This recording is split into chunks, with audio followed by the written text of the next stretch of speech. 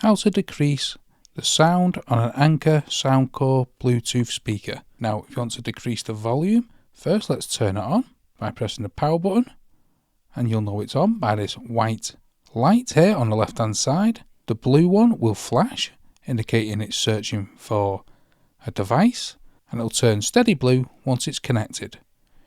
Now, to decrease the volume, you can press the minus button on top of the Bluetooth Anker Soundcore speaker.